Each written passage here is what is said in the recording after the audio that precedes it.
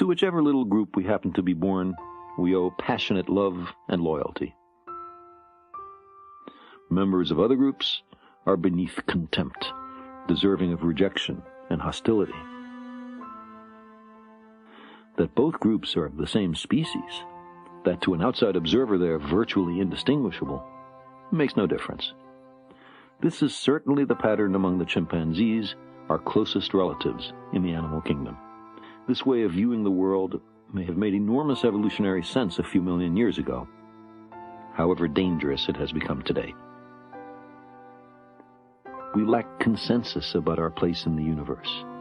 There is no generally agreed upon long-term vision of the goal of our species, other than, perhaps, simple survival. Especially when times are hard, we become desperate for encouragement, unreceptive to the litany of great emotions and dashed hopes, and much more willing to hear that we're special, never mind if the evidence is paper-thin. A principle of mediocrity seems to apply to all our circumstances.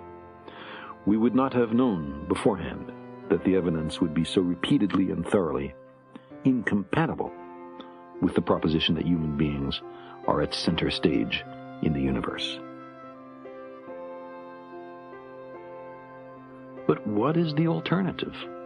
Obdurately to pretend to certainty in an uncertain world? To adopt a comforting belief system, no matter how out of kilter with the facts it is? If we don't know what's real, how can we deal with reality? For practical reasons, we can't live too much in fantasy land. Shall we censor one another's religions and burn down one another's places of worship? How can we be sure which of the thousands of human belief systems should become unchallenged, ubiquitous, mandatory?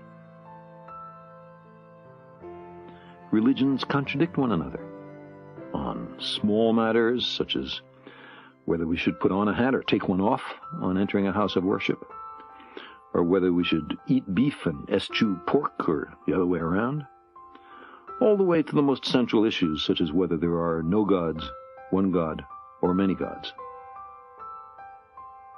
Science has taken away our religion, he laments. And what sort of religion is it that he longs for? One in which, quote, the human race was the point, the heart, the final cause of the whole system. It placed ourselves definitely upon the universal map. We were the end, the purpose, the rational axle around which the great Etherian shells rotated. Voltaire asked, why is there anything? Einstein's formulation was to ask whether God had any choice in creating the universe.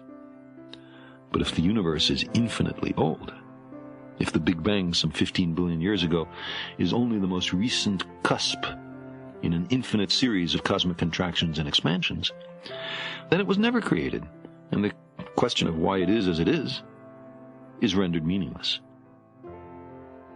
It almost seems that the scientists are getting some weird satisfaction out of putting humans down. Why can't they find a way in which we're superior? Lift our spirits, exalt us. In such debates, science, with its mantra of discouragement, feels cold and remote, dispassionate, detached, unresponsive to human needs.